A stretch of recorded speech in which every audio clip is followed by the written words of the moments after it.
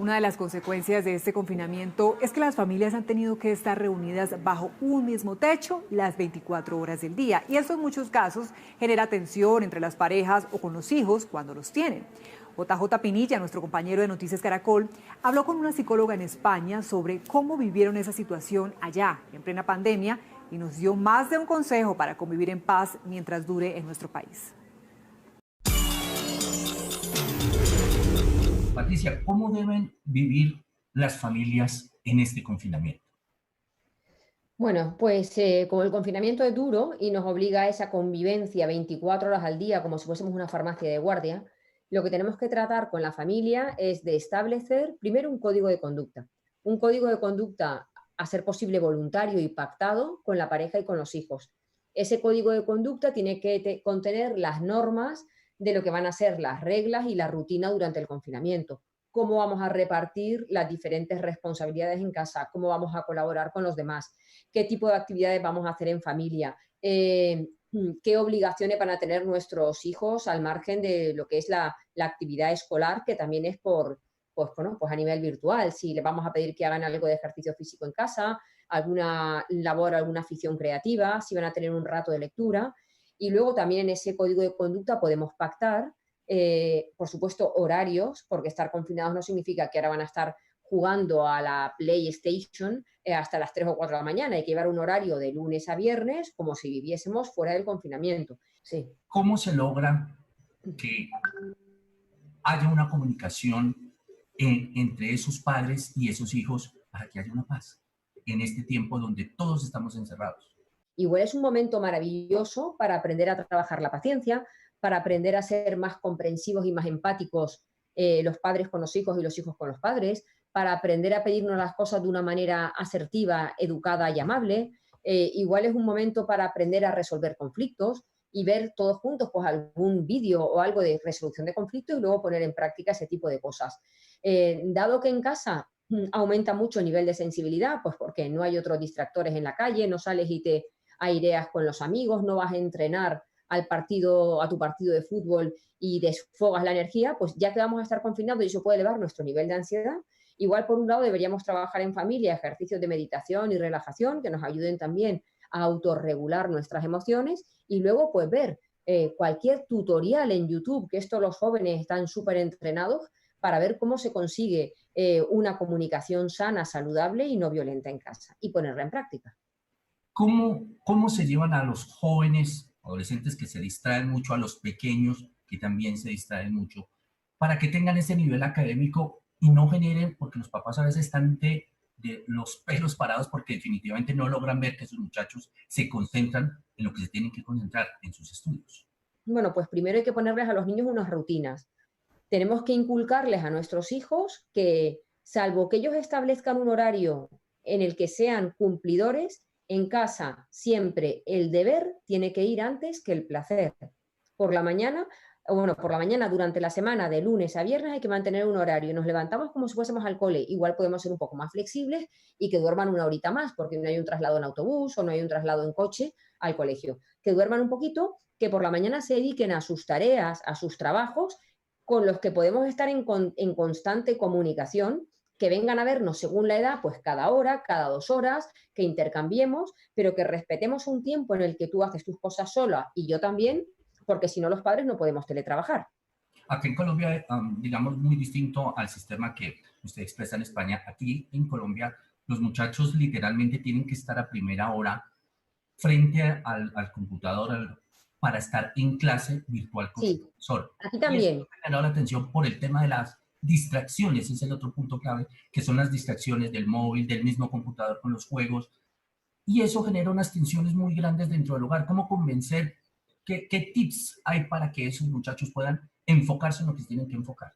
Lo mejor que podemos recomendar, bueno, por un lado, si tú vas a tener una clase virtual, creo que ahí el profesorado tiene que hacer un especial esfuerzo, y yo sé que para los profesores en España han terminado extenuados, tienen que hacer un esfuerzo especial por tener motivado al alumno y por cambiar la metodología para que la metodología sea como muy interactiva y les ayude bueno, pues a estar motivados ya que tengan ganas. Pero por otro lado, para trabajar la atención y la concentración, el alumnado lo que puede hacer es dedicar cada día un ratito a meditar. Y hay meditaciones para cualquier edad.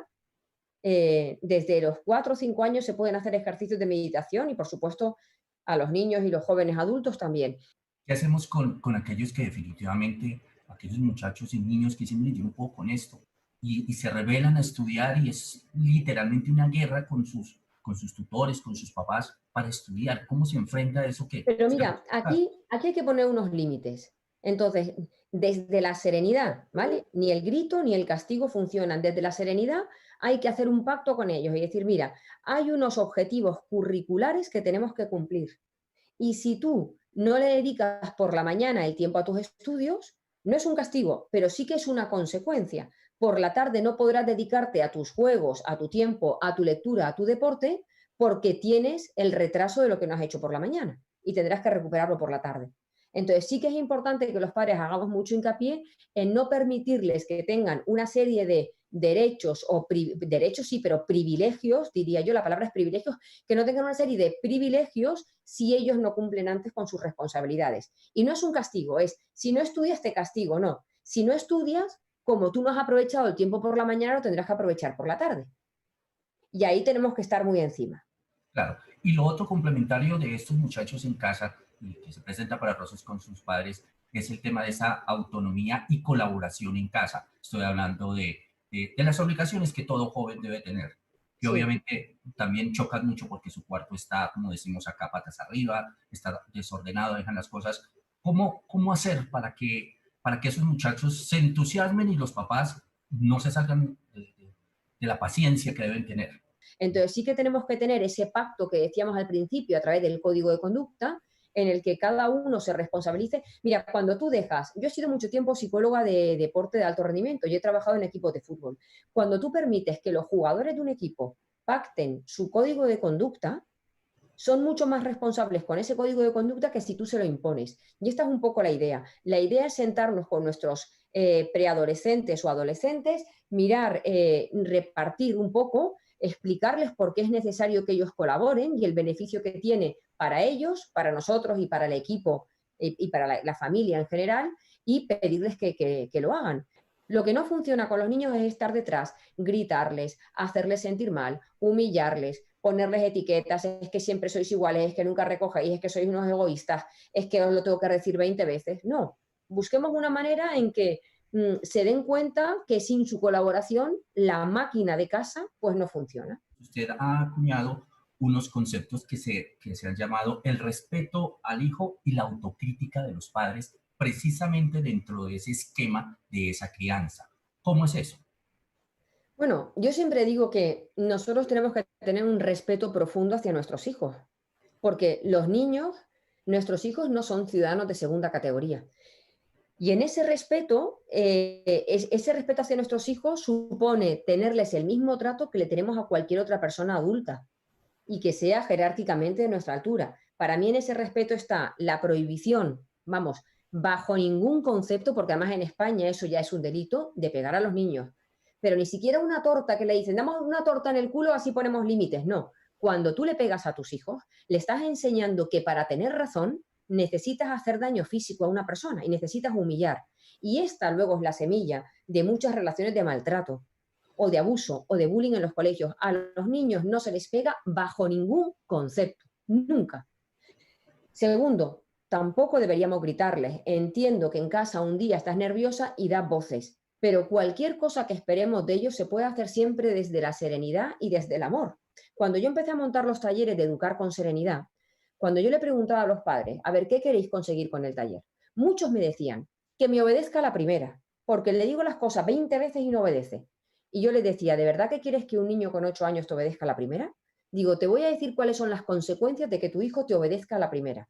Si tu hijo aprende que cuando te obedece a la primera, tú como padre o como madre eres feliz y te sientes orgulloso de él, y se dan cuenta que les expresas tu amor y tu reconocimiento por obedecer a la primera, ese modelo lo van a trasladar a su adolescencia. Y cuando sean adolescentes y su pareja le diga, quiero tener sexo contigo, y tu hija diga, pues no lo tengo claro, pero voy a obedecer a la primera que me han dicho que esto es bueno en casa. Por lo visto, cuando obedezco a la primera, yo no pierdo a mi pareja, me seguirá queriendo, me seguirá reconociendo y seguirá a mi lado y me seguirá trasladando amor. Pues eso es lo que vamos a conseguir, que aprendan que obedecer a la primera es algo bueno, con lo que tú conquistas el amor, y lo harán luego en un futuro con los amigos cuando les ofrezcan marihuana o cuando su pareja le pida tener sexo y ella no se vea preparada para hacerlo o él no se vea preparado para hacerlo. Esta pandemia nos puso a vivir con Nuestra Señora las 24 horas, los que, digamos, tenemos pareja con nuestros hijos y demás.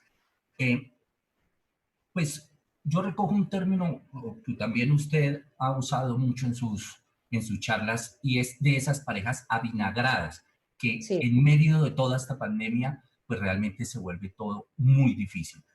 ¿Cómo distensionar toda esta situación y cómo ese avinagramiento se puede sacar de la vida de la pareja?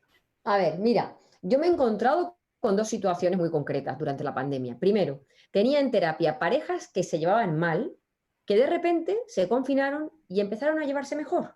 Resulta que lo que había distanciado esa pareja era el estrés con el que estaban viviendo. Corre, lleva a los niños, corre, trae esto para acá, no tenemos tiempo para pasar juntos, el poco rato que tenemos es para decir que lo lleves al pediatra o que hagas esto.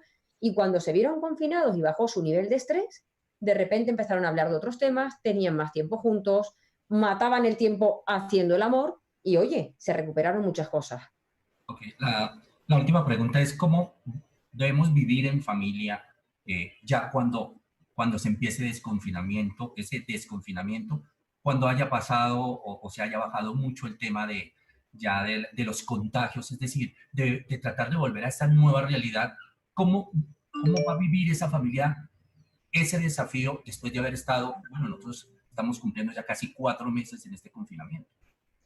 Pues bueno, yo creo que eso hay que vivirlo pues planteando lo que se llama una nueva rutina. O sea, nosotros cuando nos empezamos a desconfinar empezamos a cambiar la rutina. La rutina de ahora podemos salir a la calle con mascarilla, ahora podemos sentarnos en terrazas con los 2 metros de distanciamiento, o sea, aprendiendo a, bueno, pues a conocer esa nueva realidad que llamamos ahora y cumpliendo con esas normas. Y yo creo que es muy importante que en casa hablemos de cómo lo estamos viviendo, de cuáles son las emociones que estamos experimentando, para que esto no sea simplemente sobrevivir y ya está. Ok, Patricia, en Zaragoza, muchas gracias por este tiempo con Noticias Caracol y bueno, que nos vaya bien en todo este desafío que Que tenemos nos ahora. vaya bien a todos, sí. Ha sido un placer.